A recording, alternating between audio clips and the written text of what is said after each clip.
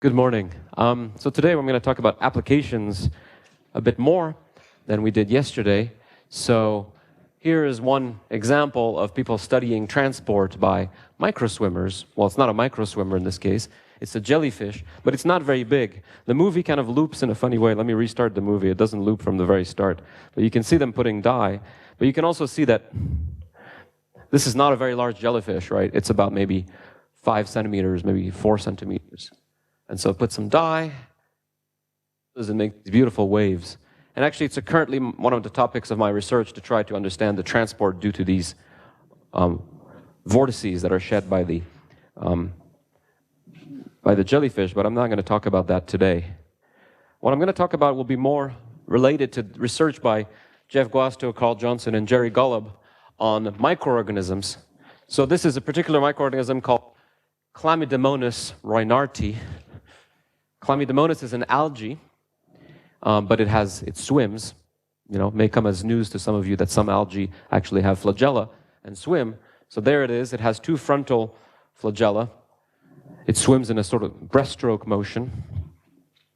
And this group has experimentally measured the velocity field around this organism, which is a pretty remarkable feat actually, right? This thing is only 5 microns radius, so it's not easy to measure velocity fields. Here is some of the parameters. Again, as I said, it's about 10 microns diameter, 50 hertz of swimming frequency. So all these movies are slowed down considerably. And this is Chlamydomonas in liquid film because, of course, if it's 3-dimensional, it's hard to observe because they leave the focal plane of the microscope. So typically, people try to put them in films in order to be able to observe them. So there they are swimming around. And there's a bunch of them. And then what this group did is they added tracers. So they said, aha, we're going to put some particles and we're going to watch how the particles are displaced. So now we're getting very close to the kind of calculation that I did yesterday. There are these red beads which are much smaller than the swimmer, and as the organisms come by, they displace the little microspheres. Okay? And so that's exactly the setting that we were in yesterday. What we're doing yesterday is trying to making a histogram of all of the swimmers. Since a bunch of people walked in late, for their benefit, and I'm looking at you, Michael, I'm going to replay some of the movies. So this is Chlamydomonas reinhardtii doing its breaststroke. Let me skip the velocity field. And it swims really rapidly. And it goes pretty fast, actually, right? That's 10 times its body length per second. That's not bad. But it costs a lot to do this because its motion is at 50 hertz, right? So it's actually beating 50 times to move its body length. So here's what I was showing. That's the most crucial picture, which is why I wanted to show it again to the people that walked in late. So this is a picture of the organisms, are the green comet plots, and the particles in the fluid are the red comet plots. Yeah, exactly. People keep walking in, and I have to show the movie again. God damn it, people. Get here on time. The good stuff is at the start of my talk, not at the end. So here are the particle displacements. And again, the way they did the experiment is they did histograms of all of these displacements as a function of time, which is exactly the kind of calculation we were doing yesterday. Okay? What black shadow? It's probably a shadow. Yeah. I mean... Okay, so I'm not going to show the rest of this because it's not as important. So let me just get back to my lecture. So it's going to be Blackboard and video today. Is there actually an AV mute? Is there a button you can put just to turn off the projector momentarily? Just so it's not distracting? Well, I don't know. If it's going to... No, let's not power it off, actually, because then it'll be a problem. So let's just leave it like that. That's fine. Okay. So I can just turn it back on by... Yeah, okay. So yesterday we got to this formula, which was the formula for the probability distribution. And I'm going to write subscript n now Remember last time we had a capital N for the subscript for n swimmers, but we've really taken the limit as capital N goes to infinity. So I'm going to switch notation just to avoid confusion. This is the number density again. So I'm just indicating now that this is a PDF at a fixed number density. But the thermodynamic limit has been taken of infinite number of swimmers and infinite number of infinite volume. And so if you remember from yesterday, we had our distribution as an inverse Fourier transform of some function gamma, or an exponential of gamma. And so the question is, compute this inverse Fourier transform, right? Because Fourier transforms are, we know some of them in closed forms, but it's pretty unlikely that we'll be able to do this. And in fact, in practice, we can't usually do this analytically, but numerically there's no real challenge to doing this. It's an extremely easy Fourier transform to take, partly because this function here provides lots of damping for you, and so you don't have to worry about very large wave numbers, because this function typically is heavily damped at large wave numbers. So it's actually a fairly easy Fourier transform to take. There's no kind of singular behavior or anything like that. So numerically, you're usually fine. And this function gamma, sometimes I write a subscript d for the dimension, but I'm going to drop it some of the times. I mean, you can always assume the dimension is fixed. It's either 2 or 3, basically. Though my formulas are valid in arbitrary dimensions, but that's not totally useful. So from yesterday, remember that there was this displacement function, which was the crucial building block for all of this. And this gamma, this kind of spectral function gamma, is some integral over the let me drop the d's, as I said. And gamma, if you remember, was equal to either 1 minus sinc or j0, depending on whether you were in 3 dimensions or in 2 dimensions. Okay, so it's a relatively simple function. It looks kind of, or 1 minus j0. In the notes that I'm posting on the web, I posted yesterday's notes on the web now, and you can see this function just looks kind of like an oscillatory function. Both of these look roughly like that, right? Okay, so to gain a little bit of physical insight into this formula, I'm gonna do a small assumption. So assume that delta, the displacement function, is 0 outside of some reference volume, outside of a volume which I'll call V swept. The swept volume, sweeping, right, like broom. The swept volume is basically if you have your swimmer, right, and it swims, right, V swept is the volume carved out by the swimmer in space. Okay, so V swept is something that grows in time.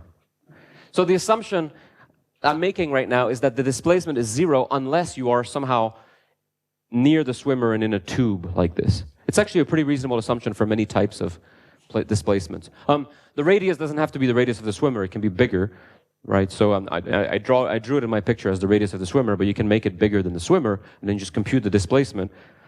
So this means that now, when I compute this integral, I can replace my volume here by V swept. Okay? And it turns out that then I don't have this convergence issue that I had earlier when taking the volume to infinity. And I can essentially, in some sense, undo this thing that I've done here. So it's a little awkward the way I've done it. I'm sorry, I didn't think of an easier way to do it. But I'm going to define a new function, wkt, to be 1 over V swept, I'm going to write VSW, times the integral over VSW of 1 minus gamma of k delta dV. So it's essentially the same, 1 minus gamma is actually only sinc or J0, right? So this is either sinc or J0. Okay? Now this seems like a twisted thing to do. Like I said, I'm undoing the goodness that I gained by taking 1 minus sinc and 1 minus J0. But if you do that, you can expand the exponential here in a series, and you get a very suggestive form. You get that the probability for having a displacement of value x at time t is now a sum, because I'm doing an expansion of the exponential, m equals 0 to infinity. And let me define another number, phi swept, to be the number density times the volume swept. So that's a dimensionless number. And if you're used to doing these kinds of suspensions, whenever you see a phi, that's usually the volume fraction for something. That's the notation usually for a volume fraction. So phi is a number that tells me the fraction of my space which is occupied by swept volume. Okay? In other words, all the swimmers are carving out these tubes, and this is the fraction of the volume that this represents. The only strange thing is that this can be bigger than 1, because there's no, the swept volumes can start to overlap and repeat, and this doesn't matter. This just means particles can be hit more than once, basically, by the swept volume. So it's just a kind of vague interpretation. It's the volume of the swept volume compared to the volume of the space. But because you can retrace your step, there's no problem with it being bigger than 1. And so this formula now looks like this. This to the mth power, e to the minus phi m, divided by m factorial. That comes from Taylor expanding the exponential. And then you're left with, still you have to do a Fourier transform, an inverse Fourier transform of my function w. And you may be seeing something appear that looks quite familiar from Michael's lectures, and that is a Poisson distribution. So this first part here is Poisson, right? This is the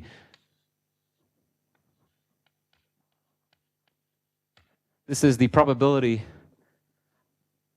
If m is a random variable, it's the probability of getting a value m from a Poisson process, right?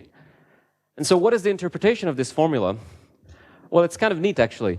What it's saying is that, see, phi is the volume fraction of the swept volume, and so my probability of my particle being in a swept volume obeys a Poisson process, because, the swimmer, if you imagine the particle is fixed, the swimmers are coming, and once in a while, yeah.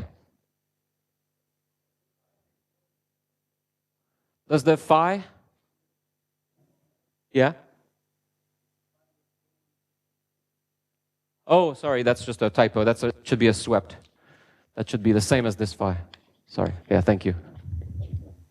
So again, it's a Poisson process. You've got swimmers everywhere, and once in a while the particle has a probability of entering into one of these swept volumes, in which case it will get displaced. Otherwise, it doesn't get displaced. And so m represents the number of times the particle has been affected by a swimmer. And the second part is the sum of the displacement. It's a convolution. It's saying that if I enter 0 times, I get displaced. Well, actually, I don't get displaced. If I enter 1 time, I get displaced as to the PDF of W that you enter. If I displace twice, then this is the convolution of W twice, because it's the inverse Fourier transform, so it's the convolution of the PDF of W. So it's exactly a process, if I understand well, that exactly as Michael has been describing, right? It's a Poisson distribution for how often this happens, and then you're summing the variable of the displacements each time that you've got one of these interactions. I call this the interaction picture. So in the other picture, all of this is kind of swept under the rug, in some nice function here, right? All of that happens in the exponentials. And here what I've done is I've expanded it out again so that you can see the details. But this expansion actually only makes sense if the volume, the total volume of the space is finite. If the swept volume is finite, whereas the other formula actually works even if the volume is infinite. So the original formula is a little bit more powerful for that, because you can exploit the convergence of integrals at infinity and still deal with infinite volumes, whereas in this one, you really are highlighting the fact that the interaction takes place in a finite volume. Of course, if you take the limit as the swept volume goes to infinity, you do recover the other expression. Okay? So I just thought I'd present that because it does, I think, make a nice connection with the kind of processes that Michael has been talking about. Okay, so let me define this function here. I want to focus on this.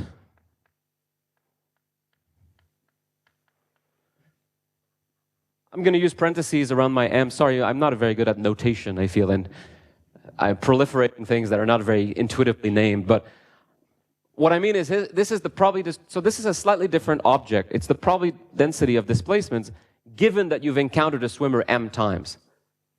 Okay? So it's a slightly different thing than just relying on the time variable, because the time variable also has to take into account how many times you've encountered a swimmer, and that's the Poisson distribution. So let's focus on this part. This is by itself a probability density, so I can focus on it separately. And what I'm going to do now is present to you a model where you can compute this analytically. And it's actually a model that makes some physical sense for certain types of swimmers. Okay? Any questions before I move on to that part? Okay.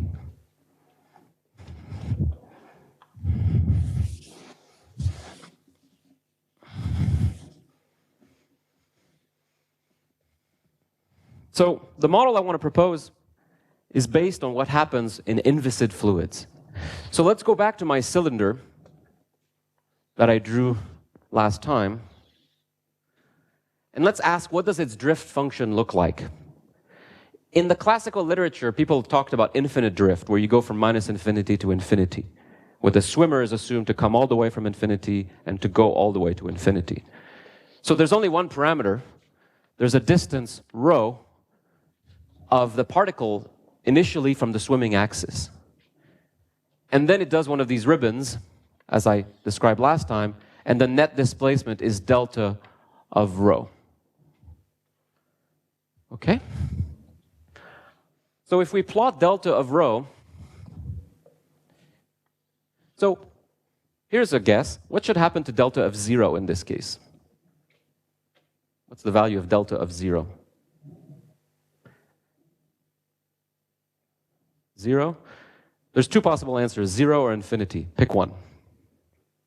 It's infinity. It's infinity. What it's saying is that if you are exactly on the path of the swimmer, and the swimmer is moving an infinite distance, then your particle has no way of deciding whether to go left or right, so it has to travel all the way with the swimmer. So it's clear that this has to be singular. It's clear that delta of 0 has to be infinity if the swimmer is moving an infinite distance.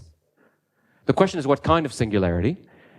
And it turns out, so you expand for small rho. For small rho, now if I go to a co-moving frame with the swimmer, for small rho, a particle does something like this. Okay? Fair enough. In other words, for small distance from the axis, it does something like this. So then you can ask, what does it spend the most time? Right? Because this is in a co-moving frame with the swimmer, so really the particles that are most displaced are the ones that hug the swimmer for longest, the one that stay with the swimmer for the longest time. But there's a pretty good candidate for that. I remember this is inviscid flow, right? So which points in the swimmer are the most sticky? The fore and the aft point, right? There's two stagnation points in the frame of moving with the swimmer.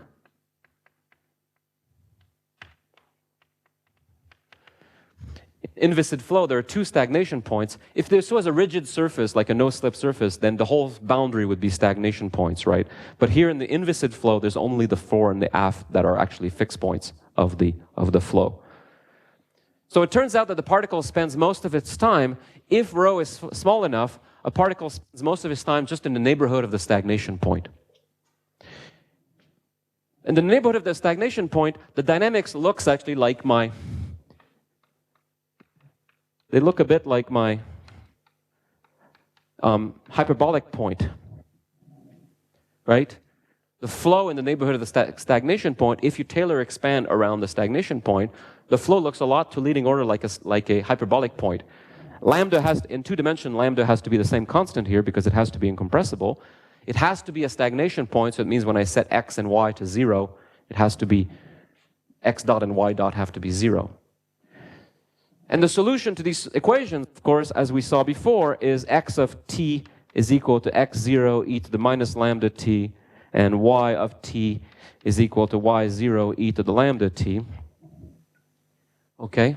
Actually, sorry, I should really use, yeah, they really are, well, x and y are a little coordinate system that I've put around my stagnation point, right? So y is actually equal to rho, in this case, but x is shifted from the origin. So notice that the solution for y depends on y0, which is really my initial row, right? So this is the same as y0.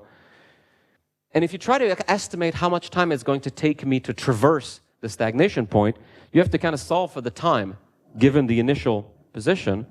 And you find that t is logarithmic. It actually goes as lambda inverse the log of rho 0. This is not an accurate calculation, by the way. You have to be a bit more careful if you really want to do this calculation. You do have to take into account, what happens far away, and then you do a kind of asymptotic expansion in the neighborhood of this, and you match to two other solutions. So this can be done more rigorously. But in a hand-wavy way, you can say that because there's exponential dynamics in the neighborhood, the dynamics are exponentially slow, if you want. So the amount of time you spend there is going to be logarithmic if you solve for t. And that's exactly what happens. You find that delta of rho is actually approximately equal to log of rho inverse for rho much less than 1. Yeah. No, it's going in a straight line here. Yeah. Remember, the way the model works is that you solve for one object moving, and then you use the statistical theory, the probabilistic theory, to assemble this into an effective diffusion or distribution. Now, maybe you're asking about the infinite path. Yeah, so the path is not going to be really infinite. I'm going to put that in a second. So if the path is infinite, then the drift is logarithmic.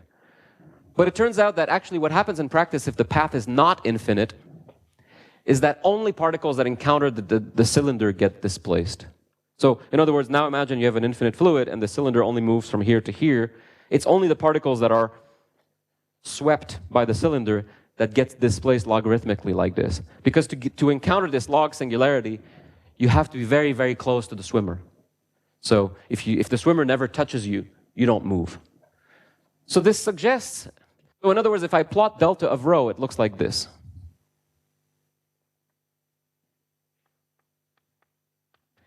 And it blows up as log of rho inverse.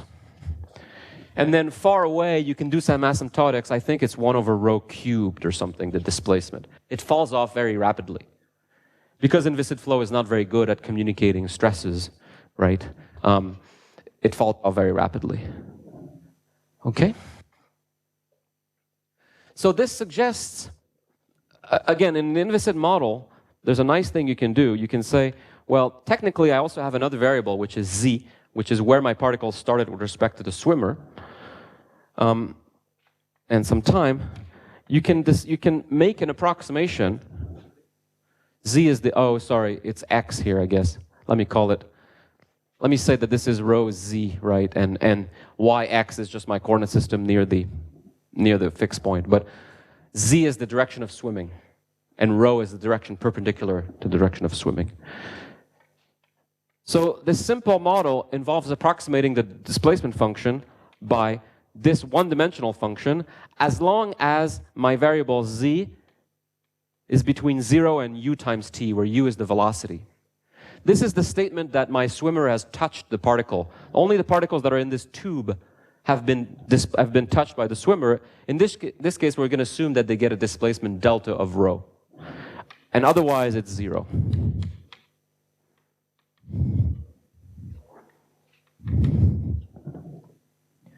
Okay?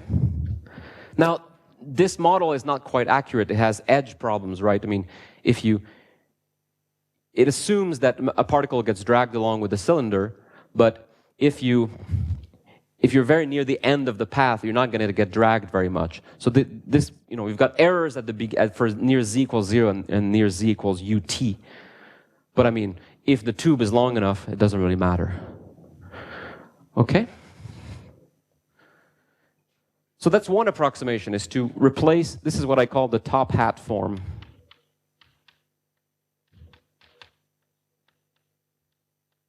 For a drift function, where you neglect one of the variables in the drift function by assuming that it's essentially a windowed function. Okay, and again, this is actually fairly close to what the numerics show this drift function to be. So it's actually a fairly accurate thing. So that's one approximation. Now I'm going to make another one. I'm going to do something that I call the log model. And the log model simply consists of saying that delta of rho is log of L over rho, where L is the size of the swimmer.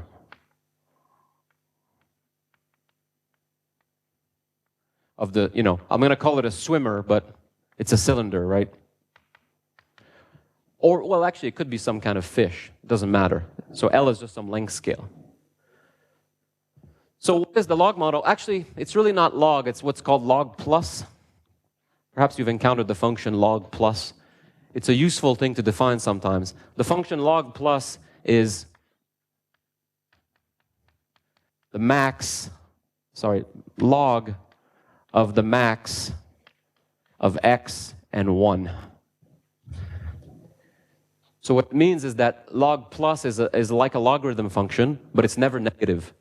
So whenever it reaches, whenever the log would be 0, after that it remains equal to 0. So it's useful in many settings. So if I plot log plus here, it actually does this. It agrees really well with my drift function until a certain length, and then it goes to 0. So if I approximate my displacement by this logarithm, I'm just essentially cutting off the large values of the displacement, but I'm capturing the largest values of the displacement, which are these ones here, but I'm neglecting the kind of small values of the displacement. But I'm also introducing an effective radius after which it's 0, so I'm creating a swept volume, right? So now there is actually a volume outside of which my displacements are 0. Okay? Questions so far? So again, it's actually a fairly good approximation for things like inviscid cylinders and inviscid spheres, because most of the displacement for those occurs by particles that are very near the axis of swimming. In other words, in inviscid fluid, you almost have to be in the path of the swimmer to get displaced at all.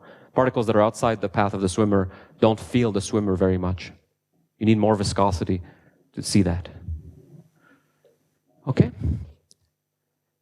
So this model is kind of awesome because you can now do everything analytically, at least to some degree. In 2D, you can do absolutely everything analytically.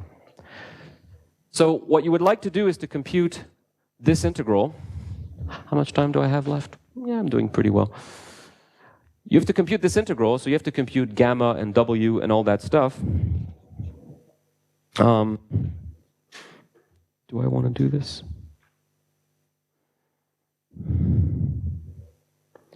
Let me try to do it fairly quickly. I'm robbing myself of a lot of Blackboard by having this screen, but I don't want to move the screen back up.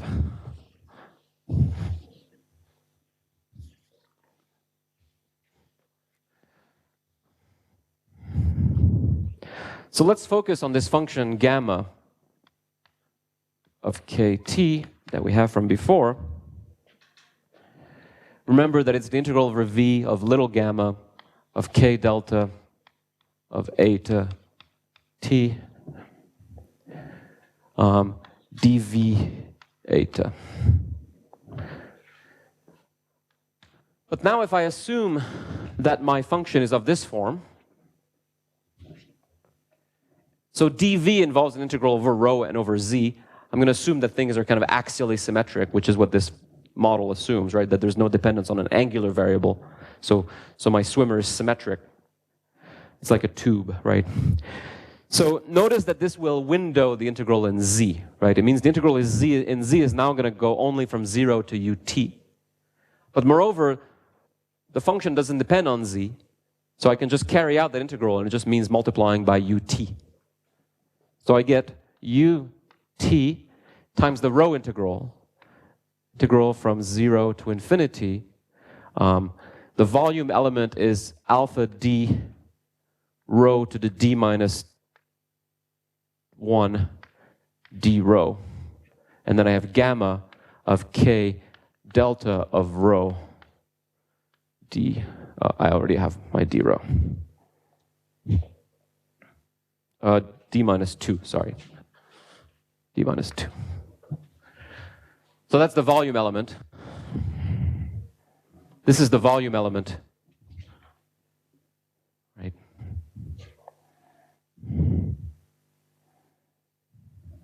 Maybe this should be alpha to the d minus 1.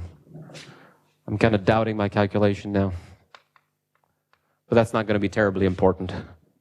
We don't care too much about concepts. Oh, remember, by the way, maybe you don't remember what alpha is. Alpha is the dimensional volume, is the volume of a unit sphere in d dimensions. So it's 4 pi or 2 pi, depending on whether you're in 3 dimensions or in 2 dimensions. So it's what you need to do a volume integral. So I guess that should be t minus 1, right?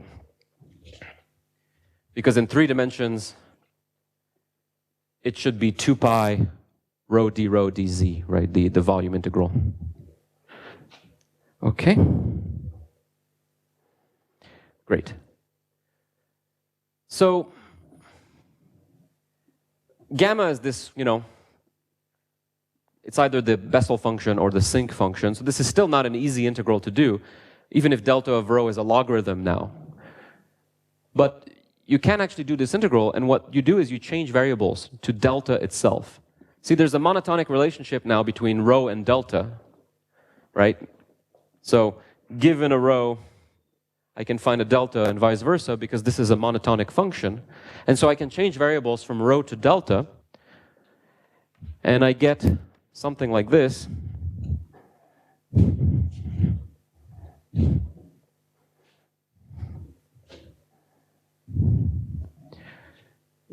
Ut alpha d minus 1, the integral from 0 to infinity of gamma of k delta. So delta becomes the integration variable. Rho to the d minus 2 just becomes rho to the d minus 2 of delta. So it's whatever the inverse solution of solving for rho in terms of delta is. And then I have to put a Jacobian d rho d delta. So that's absolute value of rho prime of delta d delta. Okay. And I'm assuming here that delta of 0 is infinity and that delta of infinity is 0. That's why the bounds of integration are still 0 to infinity. There was a minus sign, of course, but there's also a minus sign from the d delta, so it goes back to being plus. It's the usual thing for a change of variables. Okay, and now if I have that rho is equal to, sorry, if I have delta as c log plus, forget about the plus, we just need to window the integral appropriately. So if I have this expression, I can solve for rho. Rho is going to be equal to L e to the minus delta over c. That's just inverting this expression, right? If I solve for rho here, I get delta, I take the exponential, etc. Okay? So now I just need to plug all of this into the integral. And I get well, I get something, right? I get a bunch of exponentials. I'm not sure if I really want to carry this out explicitly. I think it's good enough at this point because it shows you how you would do it, but there's a few remaining steps that I leave as exercise to the reader. Okay, so you can compute gamma. You have to be a little bit careful about gamma, but we really want this W function that appeared in my integral. And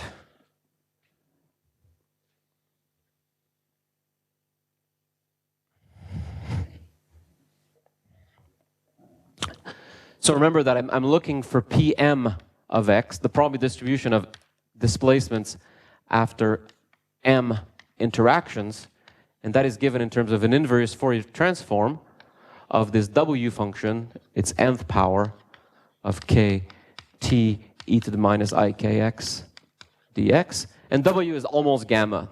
It's almost capital gamma. So in this case, we find that W of k actually turns out to be independent of time, is going to be in 2 dimensions, 1 over square root plus ck squared for d equals 2. So that's the integral of the Bessel function e to the minus delta, basically, that gives you that. Whereas the integral of sinc e to the minus delta gives you ck over 2 inverse arctan ck over 2 for 3 dimensions. So if you want, d equals 2 means cylinders, and d equals 3 means spheres.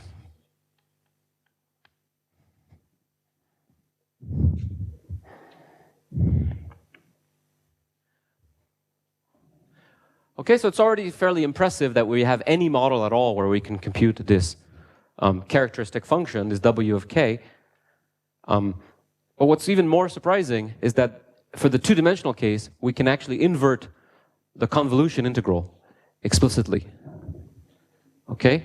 In the sense that if I take this and I take its nth power and I plug it in here, this is actually a Fourier transform that you can do.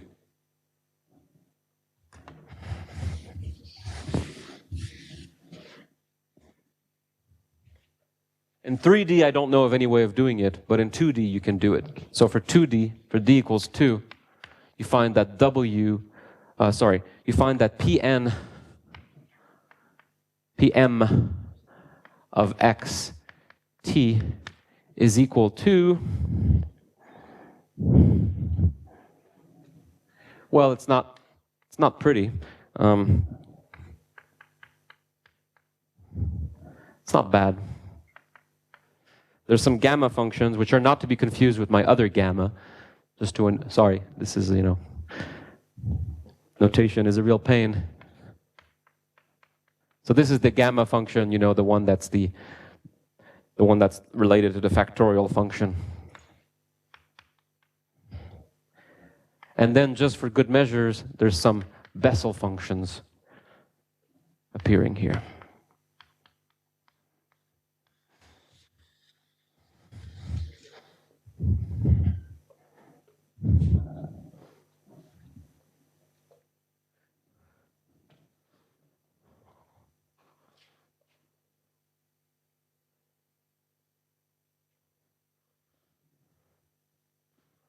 Okay?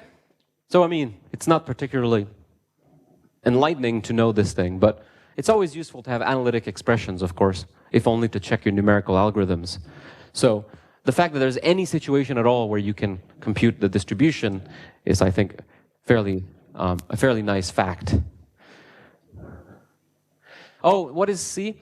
That's a good question. So, remember I said that the time you spend here is related to the linearization around the stagnation point. So there's a coefficient here which is the inverse of the kind of time constant associated with, so that's C. It's some number. In other words, I guess I'm just saying this, right? I'm saying that I'm putting a constant here. No, it doesn't depend on the speed. It depends on the physical nature of the organism. You can think of it this way, right? The distance you're going to get displaced is not a function of the speed. It's really a function of the distance of how far the organism travels. But so that depends on the geometry, and it happens that C is equal to 1 for cylinders, and C is equal to 4/3 for spheres. That's just a classical thing that you can compute fairly easily by linearizing the solution of inviscid cylinder or sphere around. Oh, by the way, there's this factor of 2.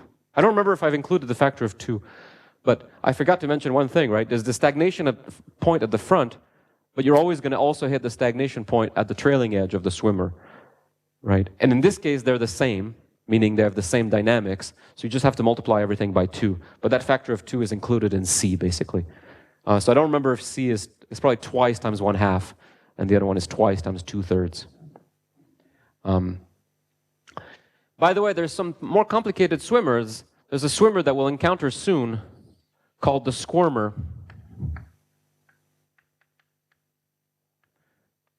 whose streamlines for some values look like this. So it has a trapped region behind it. So the streamlines look something like this. So if you want to compute the small rho value of the drift for the squirmer, you actually have to notice this, that a particle will encounter this fixed point, then this fixed point, and then this fixed point. Right? A particle very close to the axis will encounter all three. And so the small rho asymptotics involve the sum of the linearization constants around all three of these hyperbolic points. And so it's a general rule. If you want to, at least an inviscid flow, if you want to compute the small rho asymptotics of the drift function, you just have to find all of the stagnation points that a particle will encounter, and then that gives you the drift, at least for small values. So notice that the stagnation point in here doesn't play any role because particles don't meet it, right? Sorry, would this be coming back on? Or is my computer asleep? Ah, there we go. Thank you. So here's a graph of this log model exact distribution, and I'm comparing it to a few other things. Yeah, I think we're good. Thank you. So the blue curve is this exact formula that I wrote on the board for different values of m. So m equals 1 means you've encountered only one swimmer. Notice that it's a very triangular distribution. I'm plotting it on a ridiculous scale, by the way, right? The probability of these events is 10 to the minus 40. Probably you're not going to design experiments to measure this, right? Unless you have several universes to get, you know, that you can, well, we're in India, right? So the universe is just going to keep, you know, happening again and again and again. So maybe you have a good chance of measuring it, I don't know. Or does that mean your experiment restarts? So the blue curve is the distribution, and notice the tails are actually exponential because this is a semi-log plot. That's the asymptotics of the Bessel function, but it's actually associated with the exponential due to the stagnation points. In other words, the exponential linearization, right, is exactly associated with the slope of these tails. They're exactly due, in other words, these are the values of the large displacements. Well, they're exactly associated with the stagnation points near the swimmer. But that's only if you get hit once. If you start getting hit more than once, you start to round off the distribution, and it gets more and more rounded, and eventually it becomes very rounded. And notice that the dotted curve, the red dotted curve, is a Gaussian approximation to my curve. So what you're seeing is the central limit theorem, right? If you only get hit once, it's very non-Gaussian, and you see the tails very clearly. But as you get hit more and more, you converge to a Gaussian distribution, as you must, because this is an additive process with reasonably distributed steps, independent steps with not a crazy distribution, either in the value of the steps or the time between the steps. Everything is relatively well behaved here, so the central limit theorem works very well. And the dashed curve, by the way, is something called large deviation theory, which is a kind of, it's an improvement over the central limit theorem, and you can see it's a vast improvement, right? It estimates the distribution much better than the central limit theorem. So it's often a good thing to use if you, if you believe that the tails are important and they're not Gaussian, then you can use large deviation methods, which in this case are essentially like saddle point methods. It's estimating an integral by using the saddle point method. And so it works pretty well. You see at the end it works almost perfectly, but of course then you're pretty close to Gaussian anyways, right? But even here, I mean, the real region of interest is the very center, right? Because I'm exaggerating the scale. Okay? Questions about this so far? So again, this would be the distribution for a gas of inviscid cylinders flying all around in every possible direction. And so your particles would get displaced, but eventually they would reach a kind of Gaussian distribution. But it can take a while. You see that you have to be hit by about 100 swimmers. Partly because in inviscid flow, swimmers are tiny. Like you have to be very close to them to get hit on the head. So it doesn't Gaussianize very rapidly. Okay. So now I'd like to compare it to experiments. And this is somewhat useless to compare to the existing experiments, like I was showing you at the beginning. Instead, I'm going to use a different model swimmer, which is what I call the squirmer, which I mentioned over here. The squirmer is a funny object. It was invented by James Lighthill, but he did it wrong, so Blake kind of fixed it in the early 70s. So a squirmer is a very nice model. So perhaps some of you know about Stokes flow. Stokes flow is solving the Navier-Stokes equation, but neglecting inertia completely. I like to tell my students, if you think of the left-hand side of the equation as Navier and the right-hand side as Stokes, the Stokes equation is neglecting the Navier, because you only keep the terms on the right-hand side of the equation. I don't know if that's, I would hope that's why it's called the Stokes equation, but that's not, that's not true. But it's kind of cool, right? You just write down the Navier-Stokes, because we write the pressure and viscosity on the right side. Well, that's the Stokes equation. Okay? So the Stokes equation says that minus grad P over rho plus nu Laplacian u is equal to 0. Or if you want, Navier is equal to Stokes this way. So you make Navier equal to 0 to derive Stokes equation. Okay? It's a good mnemonic, right? I give that trick to my students. So what Stokes flow is much appropriate. It's very appropriate for microorganisms. It's basically saying that because everything is very viscous, we will neglect inertia completely. There's many ways to achieve this, one of which is to be very viscous, so that's the limit of honey. If you have honey and you try to stir it, if you stop stirring honey, it doesn't coast for a while, right? It doesn't keep going at all. It stops dead as soon as you stop. And that's because there's no the inertia is negligible. But also the same thing happens when things are very small. And so the way microorganisms swim is much closer to digging than it is swimming. Don't swim the way we do. Microorganisms don't swim by throwing momentum behind them. They almost dig through the fluid. So that's why they have to have a time irreversible motion, as we were talking about the other day. So the squirmer is a very simple model of this, where you take a sphere, but you assume a tangential velocity at the surface of the sphere. So you assume that at the surface is actually a velocity field, which is the propulsion of the organism. This is actually a really good model of an organism called Volvox, which is a little ball covered in cilia. And basically the cilia's net motion is to push the fluid around the organism. And so you can model the ciliar motion by just having a specified velocity field. Usually sine theta is the velocity that you put. And that makes an excellent model of a swimming organism. The advantage is that you can do everything analytically.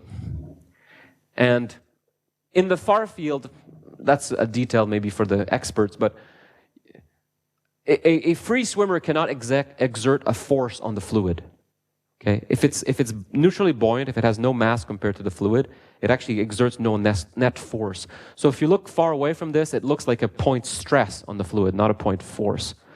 So the squirmer allows you to embody this free swimming condition, and that's actually what determines the swimming velocity. The force-free condition is exactly what determines the swimming velocity.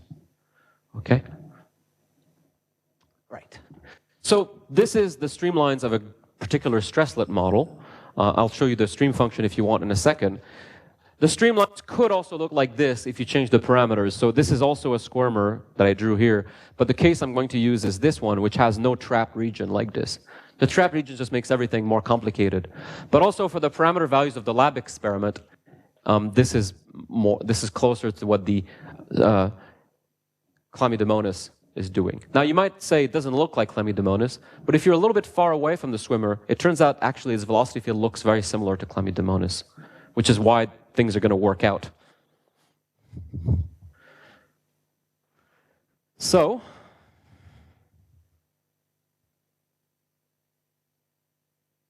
here's the stream function for this swimmer. So again, pretty much everybody here is pretty familiar with fluid dynamics, right? So a stream function is I think I can invoke without discussing it too much. It's a way of building in the incompressibility of the flow into one function. But this is a special type of stream function. It's also called a Stokes stream function. There's Stokes again, because it assumes axial symmetry in 3 dimensions. In other words, usually there's no stream function in 3 dimensions, but if you have a symmetry in your problem, then it essentially behaves like a 2-dimensional problem with a different weight. And so this stream function already assumes that the swimmer is kind of symmetric along its swimming axis, that it's axially symmetric. And it's a kind of beautiful formula because it's quite simple, and it gives you this propulsion at speed u. And these are called singularities, right? There are things that are singular as rho and z go to 0, so it's called a singular expansion of your swimmer. And it's okay to do this because the singularities are inside of the body of the swimmer, so you never see them in practice. Okay? But given this, you can simulate drift, right? In fact, I have some movies. Maybe I should show you some movies of drift due to this, to a swimmer like this. If I can find them, sorry.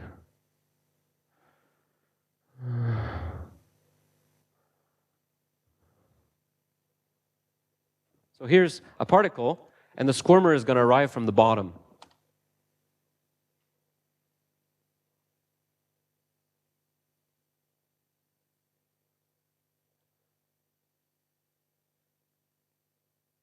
So let's look at it again. The particle is at first sucked towards the swimmer, right? It starts to feel the swimmer, and because the swimmer is pulling fluid towards it, the particle is, at least at first, feels the swimmer and wants to go towards the swimmer. So why does it do this crazy motion? It's a kind of funny motion, right? It looks almost non-differentiable.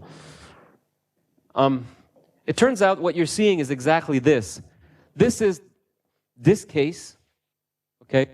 And so the particle meets 1, 2, 3 stagnation points, which corresponds to 1, 2, 3 kinks. But you might say, well, that doesn't look anything like this. And the reason it's a change of frame. Here it's in the lab frame. Here it's in the co-moving frame. So it looks different.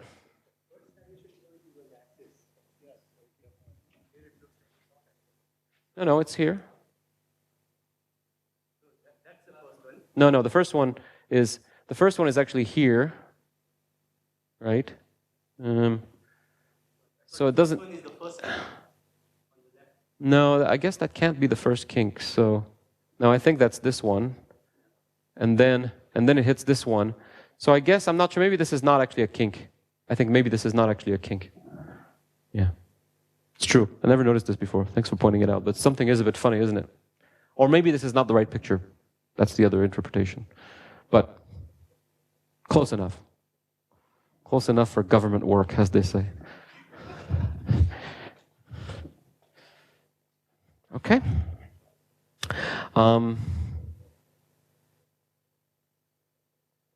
Right. So you can compute this drift function and do a zillion simulations to compute your delta, your capital delta function here, but here I'm doing the proper capital delta, right? No approximations. Oh, there's the time. No approximations whatsoever. So then you have to assemble all this carefully, and eventually you get to this, which is the kind of the final comparison to data. So the data, of course, is the points, and this is the data from an experiment by Kyriakos Leptos et al. In their lab in Cambridge, at Ray Goldstein's lab. And what they're using here is different volume fractions of the swimmers. Okay, so 0.4% means by volume, there's 0.4% of swimmers by volume, all the way to 2.2% swimmers by volume in the fluid. That's actually, by the way, relatively high, right? 2.2% doesn't sound very much, but, you know, there is less than 1% of the room occupied by humans right now, right? A lot less than 1% because it's three-dimensional space. So this is actually relatively high concentrations, but not so high that our dilute theory doesn't work quite well. So what I did is I fitted one parameter. There's only one parameter in the squirmer model that I have to fit, and I fitted one parameter to the green distribution at the density 0.4%. But then I plotted the other two with no further fitting, right? So, in other words, the data is matched remarkably well by the model, and with no further fitting required once you start changing the density. Okay? So, I mean, for a kind of biological modeling experiment and theory, this is just about as good as you can get in terms of agreement, right? I mean, so we were quite pleased by this, and I think it shows at least that the theory is somewhat trustworthy. That's right. Yeah. What's the reason? So the viscous swimmers look very different because they are much more dominated by far-away particle than the inviscid swimmer. The inviscid swimmer stays non-Gaussian for quite a long time because you really have to get hit on the head by the swimmer, otherwise you don't move. For the viscous case, the decay of the drift function and of the velocity field is much milder. You feel the swimmer from a much greater distance. And so therefore, much more particles are displaced, and therefore it gets Gaussian faster. Okay?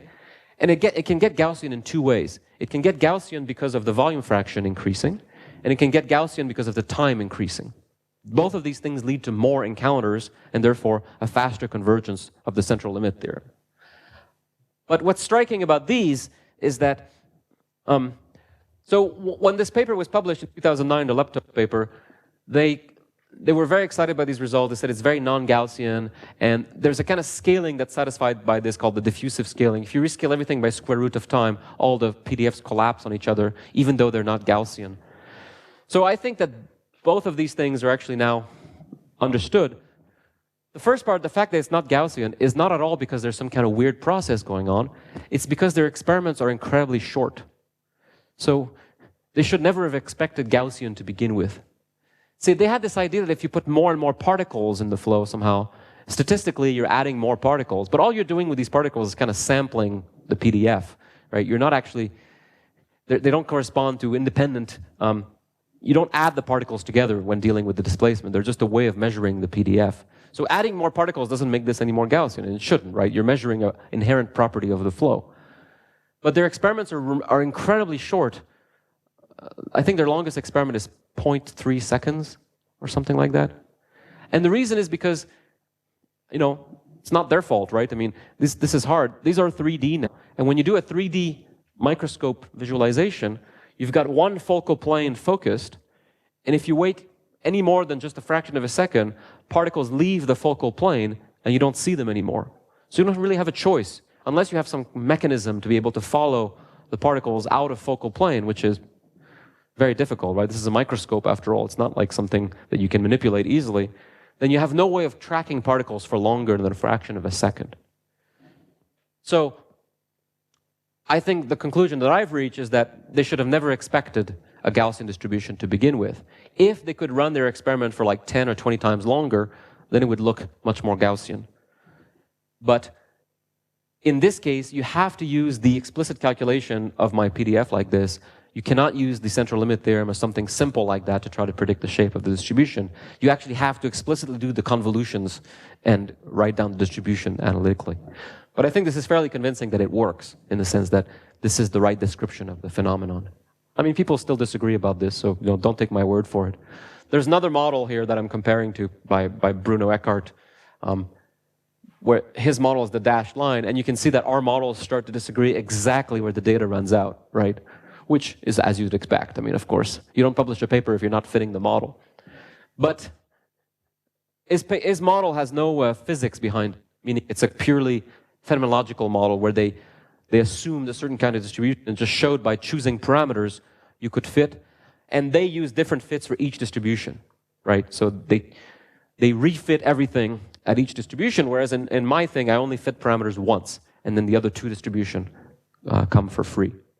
Okay, so I think even Bruno agrees that I have a mechanism here that, whereas they don't. I think he's more than happy to concede that part.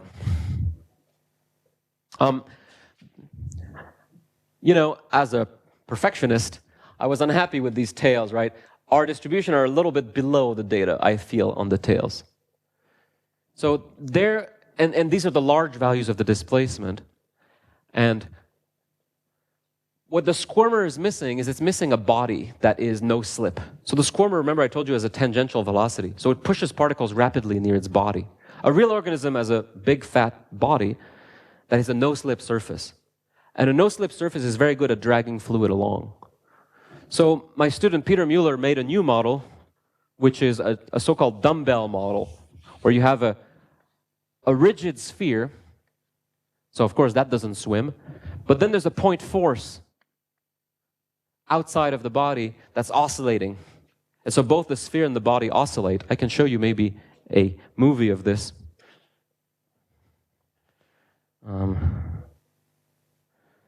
Let's see. Maybe I'll go on YouTube and show you where's my account? I don't know how to get to my stuff. Dumbbell swimmer. There you go.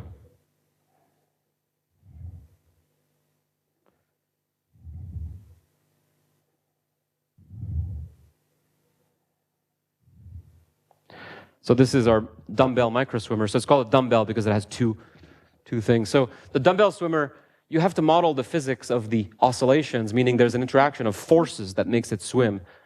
So both the body and the flagellum move. So you can see them coming, and you can see how they're deforming material particles as they move along. And so you can see it's true that particles cling to the body for a very long time. And so the longest values of the displacements are due to particles that are kind of stuck near the body for a long time. And then the rest is left behind. So a body like that should lead to quite a few more larger displacements, which is exactly what you need to lift the tails of the distribution a little bit. And in fact, we've replotted distribution, and it does indeed lift the tails in the way we would expect. So I think that this model is much closer to Chlamydomonas and captures the actual physics much better. But it's a subtle change to distribution, right? Most of the stuff is captured by the very basic model. So I'll let this play, but I'm done. Thank you. Oh, it's my last lecture. Yay! Thank you.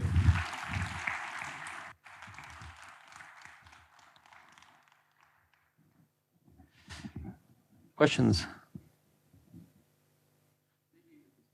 Or discussion?